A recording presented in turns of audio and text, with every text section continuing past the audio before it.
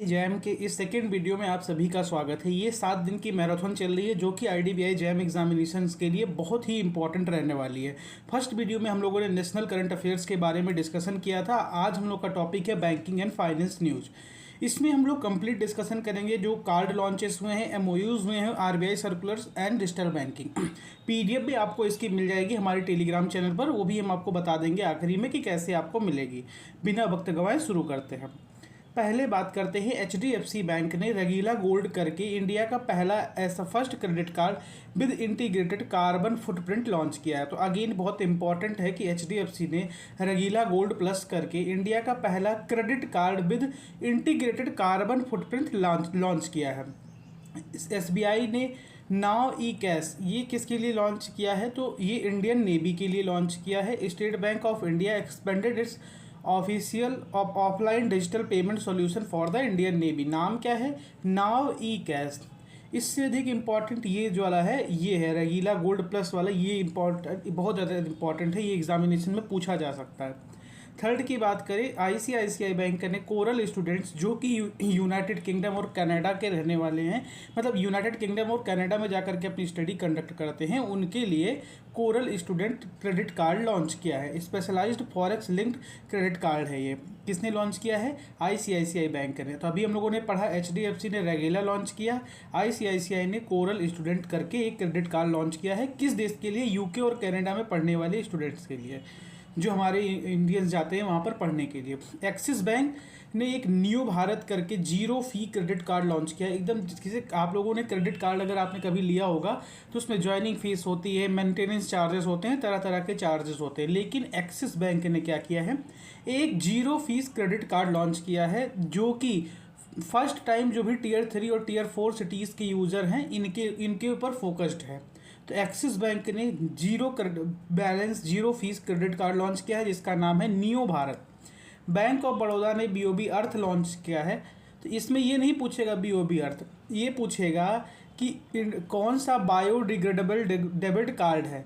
किस बैंक ने biodegradable debit card launch किया है? तो उसका नाम आपसे पूछ सकता है, बैंक का नाम पूछ सकता है। बीओबी अर्थ बोल दिया तो आप लोग तो बता ही ले जाएंगे।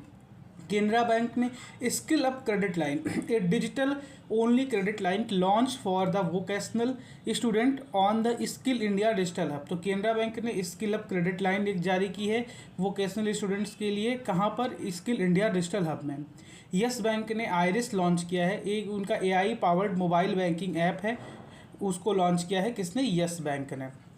अब हम लोग बात करते हैं IDFC bank. IDFC first bank ने फर्स्ट वेल्थ करके आपका अपना एक प्रीमियम मेटल कार्ड लॉन्च किया है। ए life time zero interest feature on the international ATM withdrawals. तो आईडीएफसी फर्स्ट बैंक ने फर्स्ट वेल्थ करके एक प्रीमियम मेटल कार्ड लॉन्च किया है जिसमें जीरो इंटरेस्ट फीचर है जितने भी एटीएम विड्रॉल्स होंगे इंटरनेशनल। तो आईडीएफसी फर्स्ट बैंक ने फर्स्ट वेल्थ कार्ड लॉन्च किया है। फेडरल बैंक ने फ्लैश पे करके लॉन्च किया है। क्या किया है? लॉन्च्ड ए वियरेबल एनसीएमसी। क्या है? National common mobility card in the form of की चेन एंड रिंग। इसमें आप लोग अपने अंगुलियों में इसको ऐसे रिंग पहन सकते हैं या की चेन भी पहन सकते हैं। तो इसका नाम है फ्लैश पे। एफ से फ्लैश, एफ से federal bank. Airtel payment bank ने इको शील्ड क्या किया है? Airtel India's first recycled PVC debit card with integrated cyber insurance for users. तो एयरटेल पेमेंट्स बैंक ने इको शील्ड करके एक डेबिट कार्ड लॉन्च किया है। अभी हम लोगों ने एक खबर पढ़ी थी ऊपर भी बायोडिग्रेडेबल वाली, बॉब अर्थ वाली, तो वो भी एक इम्पॉर्टेंट है। इको शील्ड भी इम्पॉर्टेंट है क्योंकि पेमेंट्स बैंक के बहुत कम लॉन्चेस करते हैं, तो अगर इन्होंने लॉन्च किया है तो ये अधिक इम्पॉर्टेंट है। अब आते हैं एमओयूज़ पर।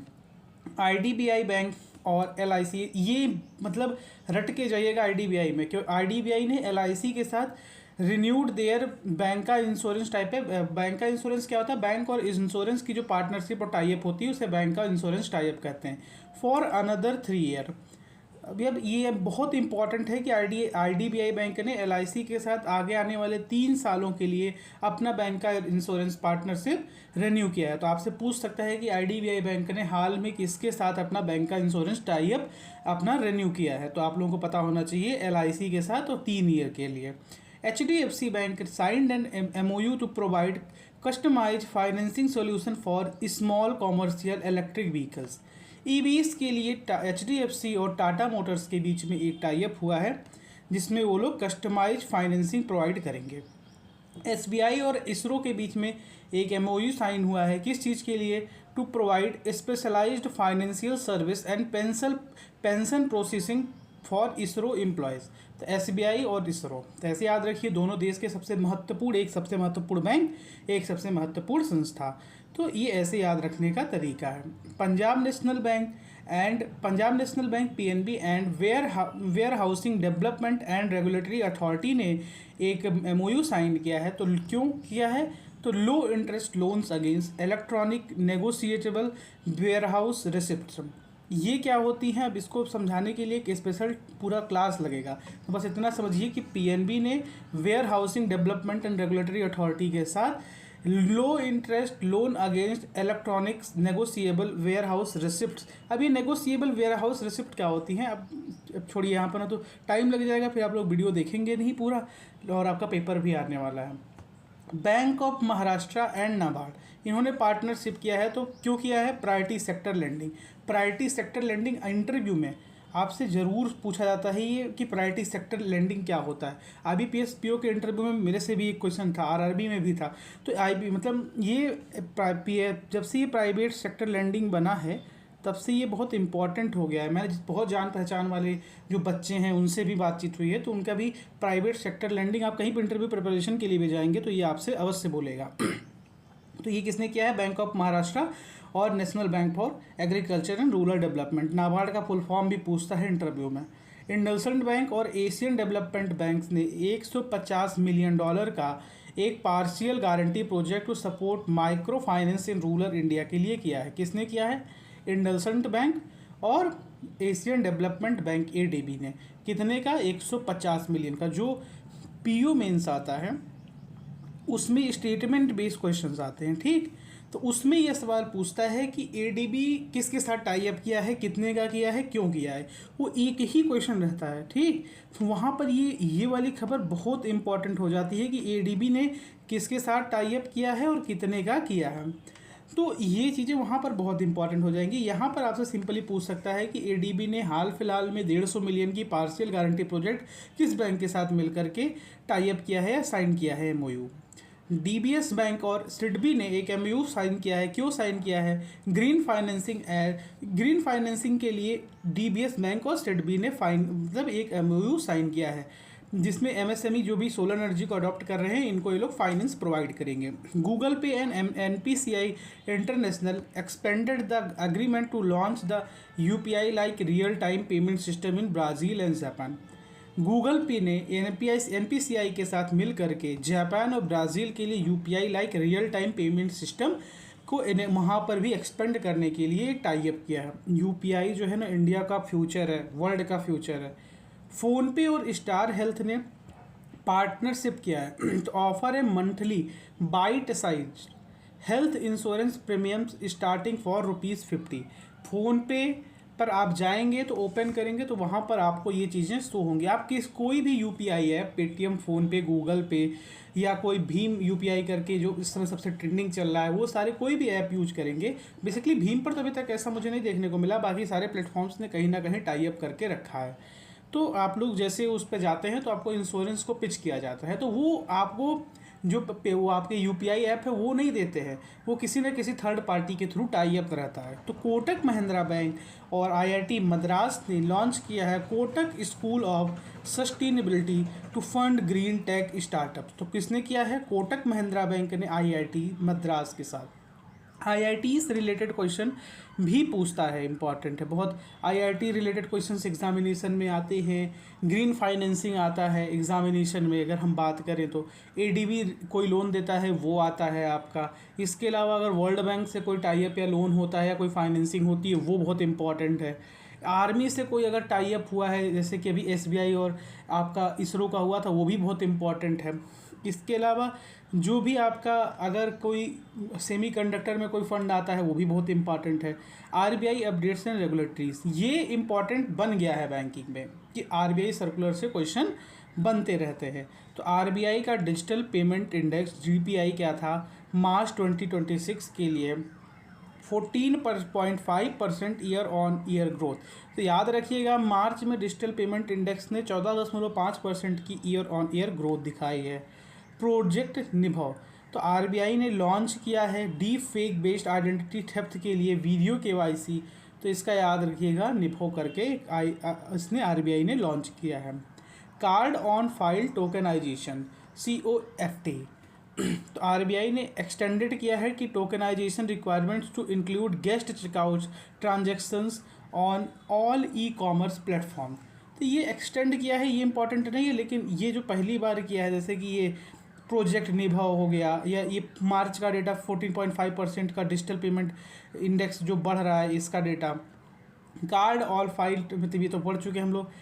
और इंक्रीमेंटल कैश रिजर्व रेशियो, तो अब CRR पूछता है, MSR पूछता है, मतलब ये सभी चीज़ें पूछता है। तो RBI phased out the ICRR introduced in late 2025 to manage liquidity को मतलब मैनेज करने के लिए incremental cash reserve ratio RBI ने लॉन्च किया है। मतलब इसको पिछले साल ही अनाउंस कर दिया था, लेकिन इस बार क्या कर दिया, इसको इंट्रोड्यूस ही कर दिया।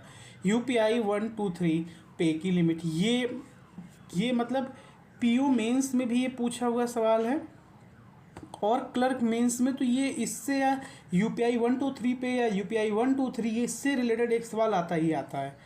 तो आरबीआई ने इंक्रीज किया है पर ट्रांजैक्शन लिमिट फॉर UPI, कितना कर दिया है, 10,000 रुपये। जो फीचर फ़ोन होते हैं, वो जो कीपैड वाले फ़ोन होते हैं, उस पर अब आप लोग 10,000 रुपये तक का UPI पेमेंट ईजिली कर सकते हैं।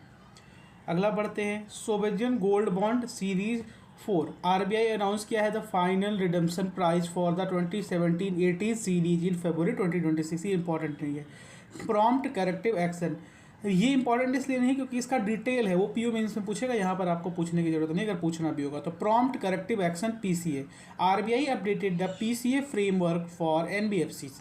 आरबीआई ने PCA prompt corrective action framework को अपडेट किया है, किसके लिए, नॉन बैंकिंग फाइनेंशियल कंपनीज के लिए। फोकस जिस पे रहेगा capital and risk weighted asset ratio CRAR पर फोकस करेंगे। अब कौन, जो आपके NBFCs हैं, इसके लिए आरबीआई ने इनको अपडेट करने को बोला है।